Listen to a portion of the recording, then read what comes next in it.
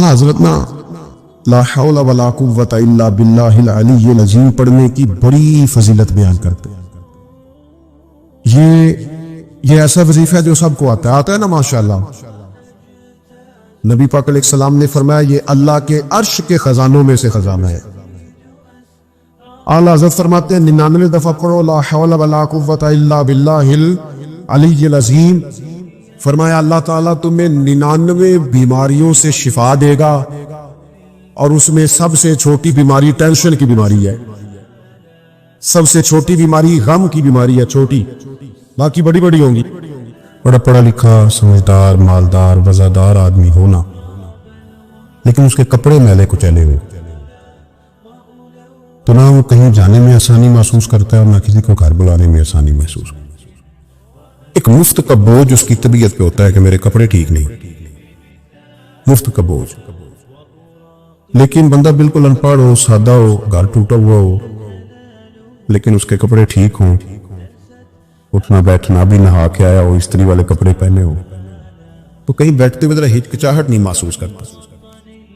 آپ خود جب اپنے وہ کپڑے اتار لیتے ہیں نا، ان کو مٹی لگی ہوئی تھی، کہیں گرد لگ گئی تھی، تو خود بھی اپنے آپ کو آسانی میں محسوس کرتے، ورنہ نا وہ ساری محفل میں سب سے زیادہ توجہ اسی بات پہ رکھتی ہے کہ میرا بٹن ٹوٹا ہوا ہے، اور وہ جینے نہیں دیتا کہ بٹن جو ٹوٹ گیا ہے، تو بار بار بندے کا خیال ہوتا ہے کہ کدھر تک نہ لیا کوئی۔ یہ نفسیاتی مسئلہ ہے، اس کو سمجھے۔ انسان فطرت کے ہاتھوں بعض اوقات مجبور ہوتا ہے۔ اس طرح انسان کا ظاہری حلیہ ٹھیک نہ ہو تو پورے سکون میں نہیں ہوتا۔ اسی طرح اگر باطن پہ کوئی بوجھ ہو نا، یہ تکبر والا بندہ کبھی سکون میں نہیں رہتا، یہ عجب والا خود پسندی والا بندہ کبھی سکون میں نہیں رہتا۔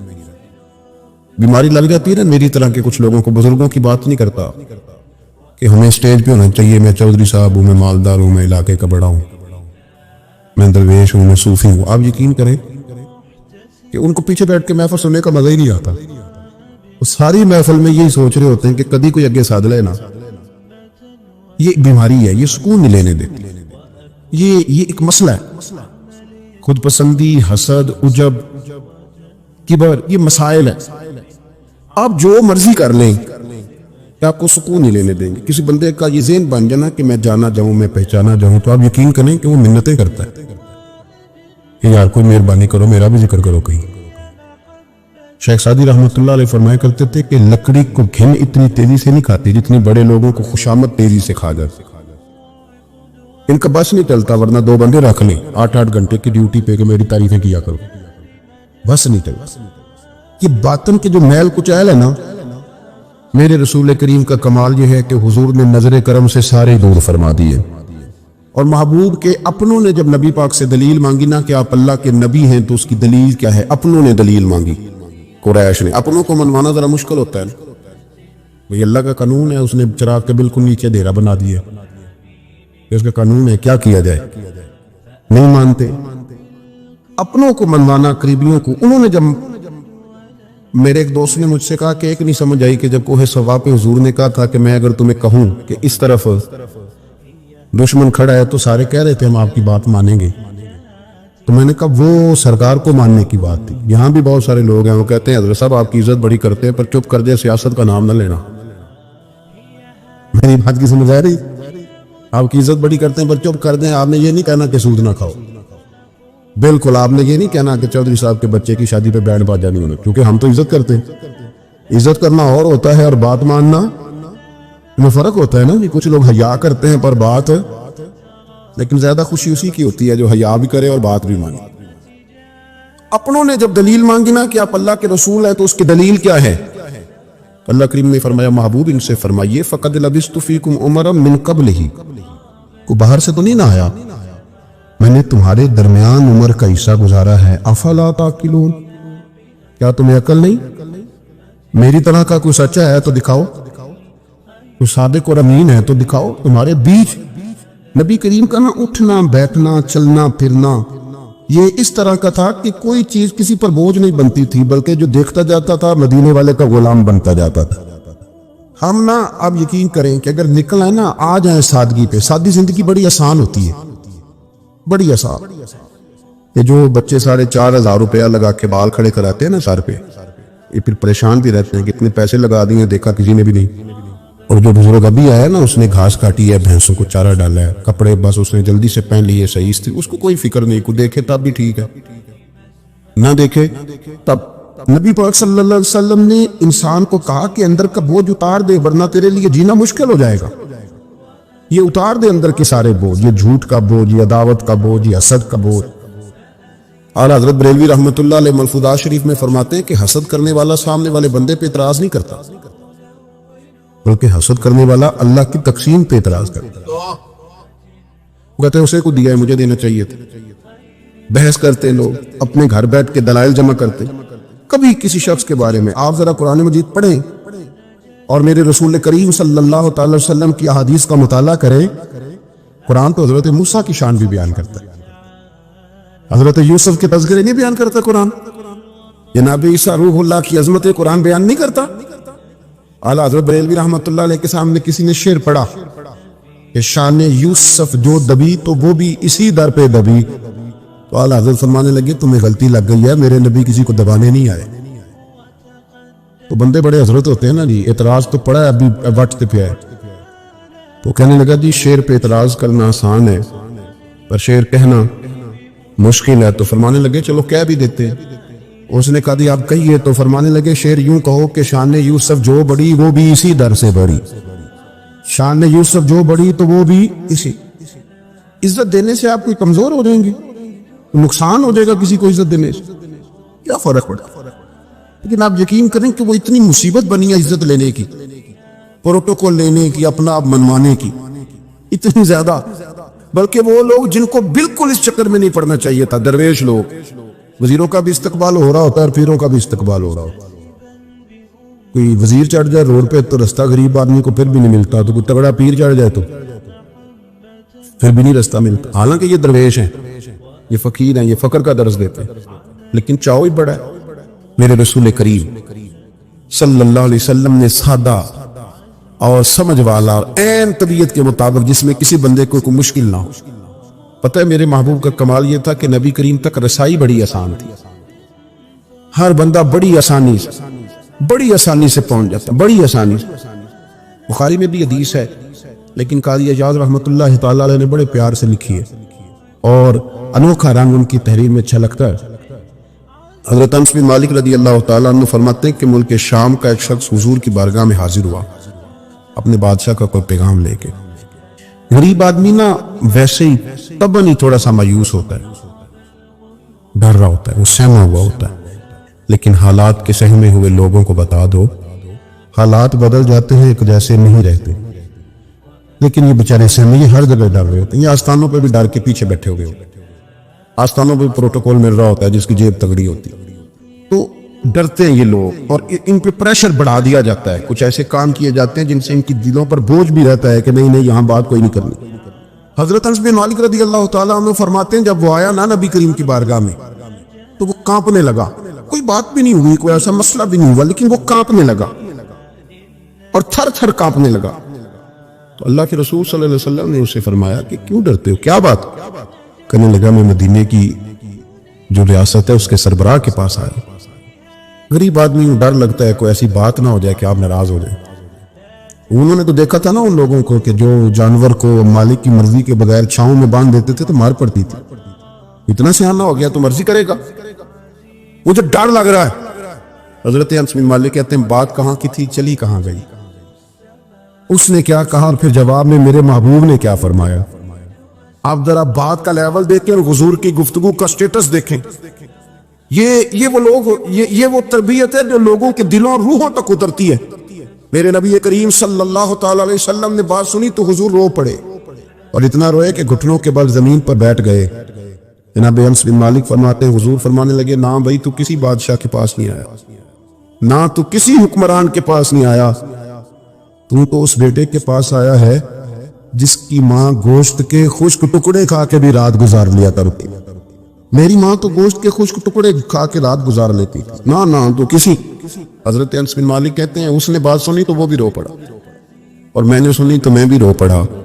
دوستو رسول کریم لیکن نا ہم لوگوں نے کس طرح کا لیول بنایا ہوا ہے. ابھی تک وہ جو دولت کا رٹا ہے تھوڑا بہت وہ ابھی تک چلتا ہے. ابھی تک خاندان کے اندر کوئی بندہ امیر ہو جائے تو چودھری بھی وہی ہوتا ہے, سیانہ بھی, میرا تو خیال ہے پیر بھی وہی ہوتا ہے. شرط یہ ہے کہ اس کے پاس پیسے ہونے چاہیے, وہی شیخ ہوتا ہے, سارا کچھ وہی ہوتا ہے. نبی پاک صلی اللہ علیہ وسلم نے ہمیں کہا کہ یہ تمہارے اندر کے بوجھ ہیں. ماہا کافی صدرک, گناہ جو ہوتا ہے یہ کھٹکتا ہے سینے میں, یہ بندے کو پریشان کرتا ہے, بندہ تکلیف میں ہوتا ہے کسی کو پتہ نہ چل جائے. ہم لوگوں نے آہستہ آہستہ کر کے نا احساسات کی دنیا چھوڑ دی ہے, ہمارا مزاج نہیں. چھوٹی چھوٹی باتیں ہوتی ہیں لیکن ہم توجہ نہیں کرتے. کوئی اتنا مشکل بات نہیں کہ رات کو بیٹا پھل لے کے آیا تو اپنی بیوی کے کمرے میں چلا گیا. لوگ اس کی ماں کو اور اس کے باپ کو یہ بات آسانی سے کہہ دیتے ہیں کہ آپ حوصلہ کریں, دفع کریں, جو کر رہا کرنے دیں. لیکن جس بندے کی کل کمائی اس کا پتر ہو اور بھری جوانی میں جس نے کہا ہو بیوی سے کہ چل میں پرانے کپڑوں پہ عید گزار لوں گا, تو نئے کپڑے بچوں کے لے آ. جس نے 30 سال سعودی عرب میں, دبئی میں, مسقط میں, پردیس میں گزارے ہوں اور وہاں کمبل بھی نہ بدلا ہو کہ چلو بچے میرے پڑھ جائیں, اس کی کل کمائی باغ تیرے دی کر کر راکھی, ساری عمر گزاری, تو جدوں یہ باغ پکن تے آیا لے گئے اور وپاری, تو وہ پھر جا کے تو 6 کلو رکھ کے پلیٹ میں اپنی بیوی سے کہتا ہے جا باجی کو دے آ.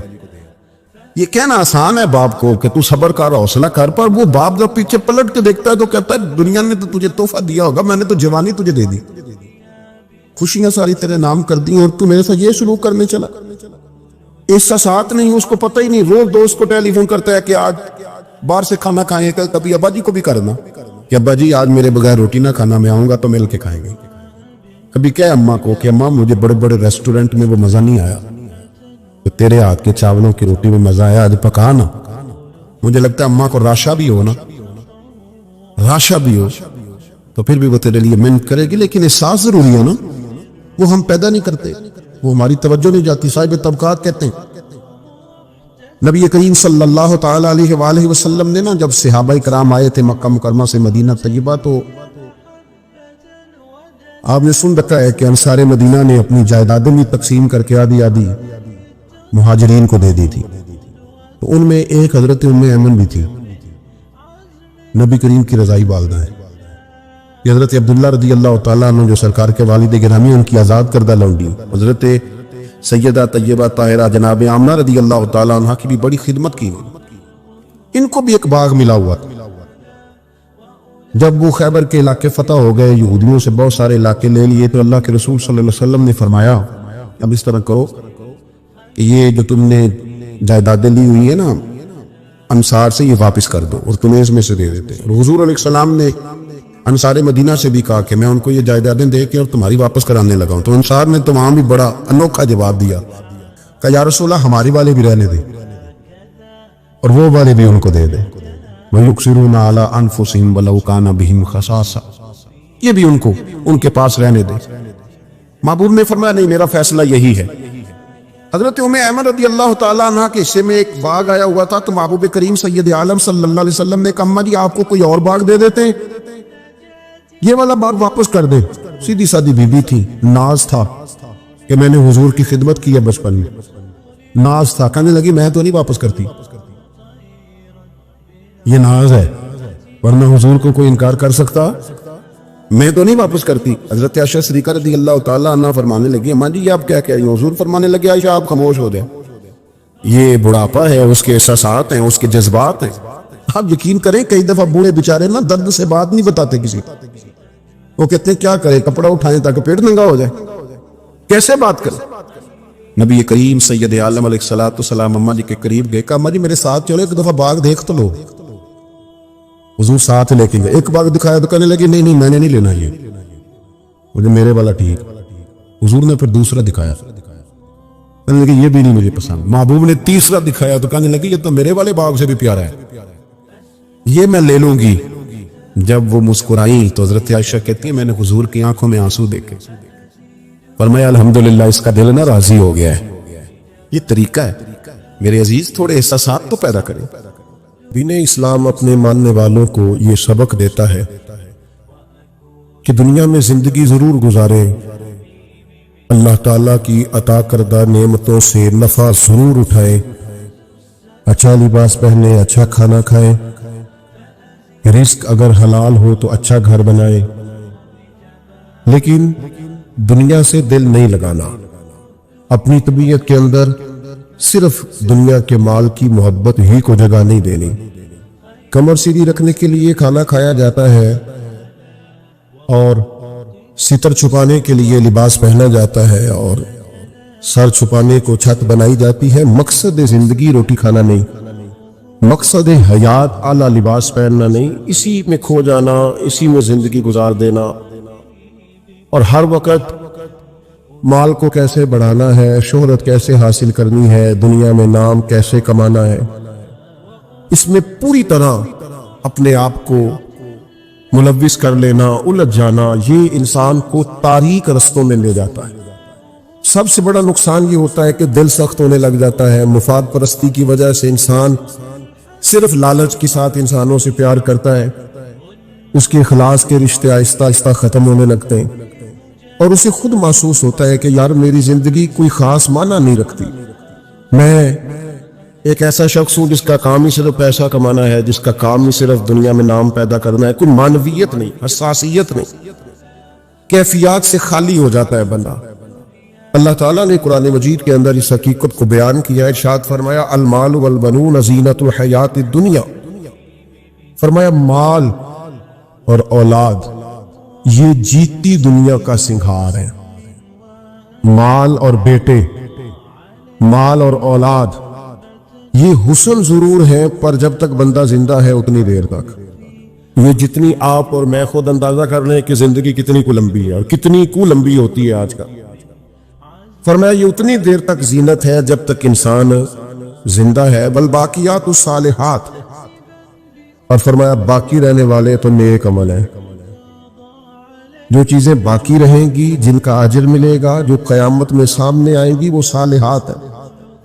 والباقیات الصالحات خیر عند ربک، اور فرمایا باقی رہنے والی جو اچھی باتیں ہیں، جو اچھا عمل ہے، اس کا ثواب تمہارے رب کے پاس ہے، اور صرف ثواب نہیں، ثوابا وخیر عملا، اور وہ بڑی ہی بہتر چیز ہے جو اللہ کی بارگاہ میں، وہ بہترین تحائف ہے تمہارے لیے جو قیامت میں ملے گی۔ نبی کریم صلی اللہ تعالیٰ علیہ وسلم نے لوگوں کے سامنے دنیا کی بے ثباتی کو بیان فرمایا۔ حضور نے اپنے غلاموں کو یہ سبق دیا ہے کہ تم تھوڑی دیر کے لیے دنیا میں آئے ہو، اور اپنے لیے بھی سرور کائنات علیہ السلام نے یہی پسند فرمایا، فرمایا میں کوئی تمہاری دنیا سے نفع اٹھانے نہیں آیا، تھوڑی دیر وقت گزارنے، ڈیوٹی کرنے آیا ہوں، پھر اللہ کے حضور چلے جانا۔ اور امت کو بھی یہ سبق دیا کہ مسافروں کی طرح، راہگیروں کی طرح تم نے وقت گزارنا ہے، تم نے اس طرح کا ماحول نہیں بنانا کہ تم سمجھو کہ صرف ایک ہی جہان ہے، اس کے بعد معاذ اللہ کوئی زندگی ہی نہیں ہے۔ ایک زندگی اس کے بعد ہے، مرنے کے بعد جو اللہ تعالیٰ جنت میں بندے کو انعامات عطا کرے گا، اس کے لیے جد و جہد کرنی ہے۔ حضرت مولا علی شیر خدا رضی اللہ تعالیٰ عنہ روایت فرماتے دو قسم کے بیٹے ہوتے ہیں، ایک دنیا کا بیٹا ہوتا ہے، ایک آخرت کا بیٹا ہوتا ہے۔ فرمایا دنیا کے بیٹے نہ بننا، آخرت کے بیٹے بننا۔ اور نبی کریم علیہ السلام نے فرمایا وہ لعنتی ہے جو درہم و دینار کا بندہ بن گیا۔ بندہ تو اللہ کا بننا چاہیے تھا، لیکن اس نے لعنت کٹھی کی ہے، یا درہم کا بندہ بن گیا یا دیناروں کا بندہ بن گیا، یعنی مال دولت سونا چاندی اس کا بندہ بن گیا، حالانکہ اسے اللہ کا بندہ بننا چاہیے۔ اتنا اپنے آپ کو لالچی کر لینا، اتنا حریص کر لینا کہ مطلب سارا کچھ ہی دولت بن گئی، ہر چیز کو دولت کے نقطہ نظر سے دیکھنا شروع کر دیا۔ اس قدر زیادہ لوگ الجھ گئے کہ قرآن مجید نے کہا الہاکم التکاثر حتی زرتم المقابر، فرمایا تمہیں غافل کر دیا ہے مال کے لالچ نے، یہاں تک کہ تم نے قبروں کے منہ دیکھ لیے، یعنی مرتے دم تک صرف پیسہ اکٹھا کیا ہے، صرف اور صرف اپنی ذات کے فروغ کے لیے، اپنے میک اپ کے لیے، اپنے آپ کو بنانے سنوارنے دکھانے نام پیدا کرنے میں وقت ضائع کر دیا۔ اور یہ بہت بڑا مسئلہ ہے ہمارے دور کا، ہم اپنے ذاتی قد کو اونچا کرتے رہتے ہر وقت، میرا نام ہو جائے، کو پتہ چل جائے کچھ، اور سیانے بندے، معاملہ فہم بندے، مدبر آدمی، ایسا نہیں کہ بیوقوف ہے، سمجھدار ہے، لیکن بیچارے تصویروں کے چکر میں پڑے ہوئے ہیں، فوٹو بازی کر رہے ہیں، آپ حیران ہوں گے کہ ہماری قوم ایک طرف یہ ہے کہ لوگ بیچارے بلوں کے لیے پریشان ہیں کہ ان کے پاس ادا کرنے کو پیسے نہیں، اور دوسری طرف ہمارے پاس اتنا پیسہ ہے کہ صرف بڑے سارے بورڈ پر ہم نے بڑی ساری ایک فلیکس لگوائی ہے جس کی کوئی ضرورت نہیں تھی، اس پہ عید مبارک لکھا ہے، اور مسئلہ عید مبارک کا نہیں تھا، وہ جس کی نیچے فوٹو لگی تھی نا اس نے ذرا دکھانا تھا کہ میں بھی یہاں رہتا ہوں۔ یہ کیا ہے بھلا؟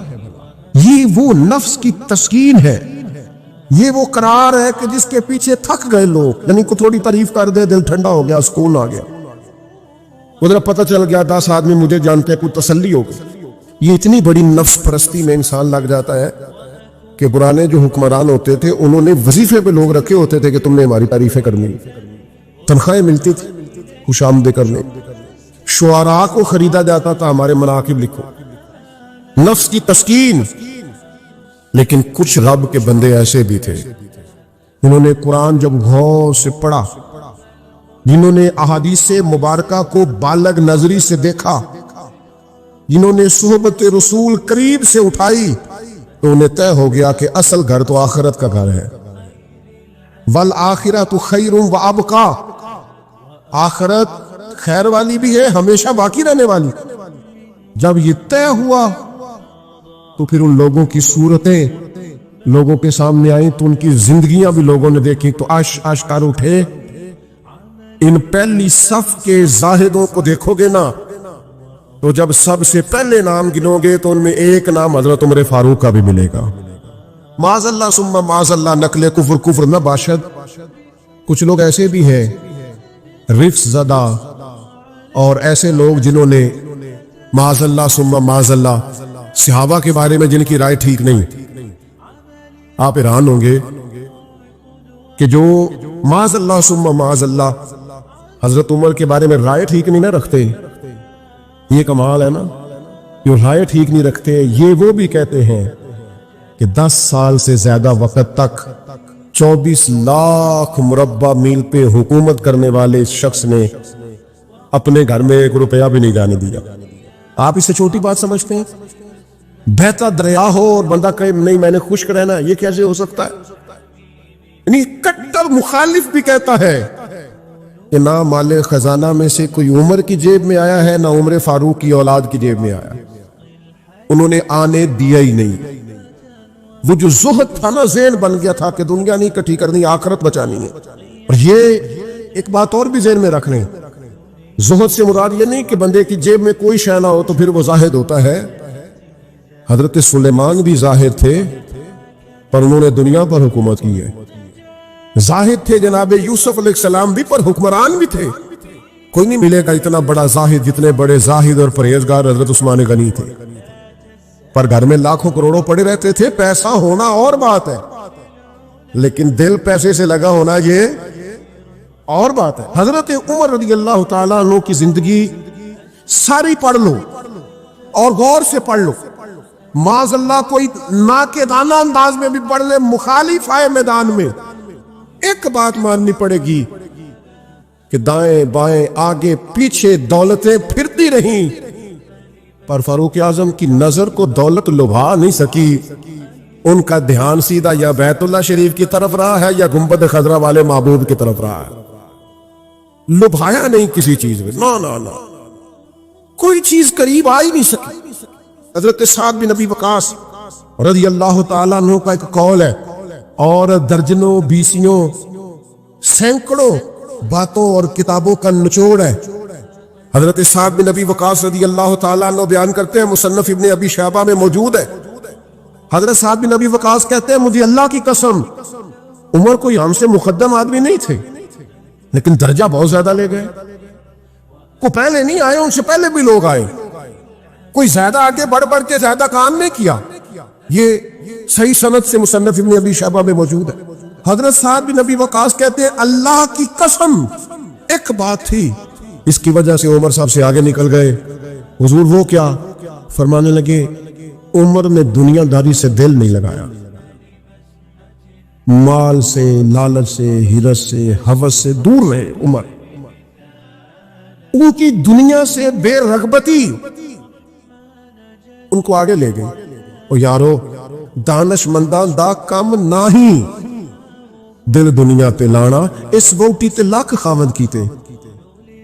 दरवेश से पूछा हुजूर, कहने लगे हुजूर ये जमीन मेरी है, तो हंस पड़े, कहने लगे तेरे से पहले किसकी थी और तेरे बाद किसकी होगी? दानशमंदां दा काम नाही दिल दुनिया ते लाना इस वोटी ते लाख खामद कीते, जो कीता सो खाना। तो खा जाती है, रोज नया खामद करती है ये दुनिया, हर रोज नया हुक्मरान बनाती है। आपके मुल्क में कई वजीर आजम है जो जिंदा है, पूछता कोई नहीं। कई सुदूर रह चुके हैं, जिंदा है, पूछता कोई नहीं। दुनिया का जो सबसे बड़ा ओहदा था बाजार वो मिला है, लेकिन हाल क्या है? कुछ भी नहीं। जब तक कुर्सियों पे थे हैसियत और थी, कुर्सी पे उतरे तो हैसियत। हजरत उमर की जिंदगी का बड़ा सबक यह है कि दुनिया से बेरगबत हो जाओ। जो तुम्हारा है बस वही तुमने हासिल करना है। आने वाली नस्ल को भी हिरस, हवस, लालच, मुफाद परस्ती पे न लगाओ। आपने नाराज नहीं होना। चंद दिन पहले मुझे एक यूनिवर्सिटी में बुलाया गया लेक्चर के लिए, तो कहने लगे जी मेन आपने बात छेड़ दी है, बिल्कुल मेन। आखिर क्या वजह है कि पढ़े लिखे समझदार इतनी इतनी बड़ी डिग्रियां और फिर लोग गलत तरफ निकल जाते हैं? तो मैंने कहा मुझे ज्यादा तो नहीं पता, लेकिन हम जब पढ़ते थे ना तो जिस बच्चे से पूछते थे ना, ज्यादा बच्चे यही कहते थे, बड़े हो तो क्या बनोगे? कहते मैंने डॉक्टर बनना है और मखलूक की खिदमत करनी है। ज्यादातर यही कहते। वो बड़े होके डॉक्टर तो बन गए और अगला लफ्ज भूल गए। डॉक्टर बन गए वो, लेकिन मखलूक की खिदमत करनी है ये वो। फिर उन्होंने चौकियां रखी हैं 2-3, एक पे फीस जमा करा लो, एक आगे आ जाओ, ये इतने पैसे मशवरे के हैं, ये फिर दवाई भी वहां से लेना जहां से मैंने कही है, टेस्ट भी उस लेबॉर्टरी से कराना जो सबकी बात नहीं करता, लेकिन जो है वो बहरहाल है। खुदा रहा कहीं तो दुनियादारी छोड़ दो, किसी मकाम पर तो इसको छोड़ दो। नबी पाक अलैहिस्सलातु वस्सलाम पे इतनी मुसीबतें आई कि पहाड़ पे आती तो वो रेजा रेजा हो जाते, लेकिन किसी मकाम पर भी हुजूर अलैहिस्सलातु वस्सलाम शिकवा करते नजर नहीं आते। हम गरीबी का रोना रोते हैं, हर चौथा आदमी कहता बड़ा गरीब हूं, लेकिन मेरे नबी पाक अलैहिस्सलातु वस्सलाम ने चौथे दिन खजूर खाई, सिरका खाया और मोटे बांध की चारपाई पे आराम किया। हजरत उमर ने कहा हुजूर कितनी तकलीफ है? फरमाया उमर कोई तकलीफ नहीं, थोड़ा सा तो वक्त है, जन्नत में जाएंगे, सारी नेमतें अल्लाह ने हमारे लिए तैयार की हुई है। राजी बिरज़ा, राजी बिरज़ा, कोई किसी किस्म का मसला। हमें आजमाइशें आती हैं, तकलीफें आती हैं, बीमारियां आती हैं, लोग छोटी छोटी बात पर परेशान हो जाते, जरा जरा सी बात पर शिकवा करते हैं। मेरे रसूल पाक अलैहिस्सलाम ने फरमाया जब मेरा रब किसी को बीमार करता है तो 2 फरिश्तों को भेजता है, जाओ मेरे बंदे की तीमारदारी करके आओ। अल्लाह अकबर, खुद रब भेजता है, जाओ मेरे बंदे की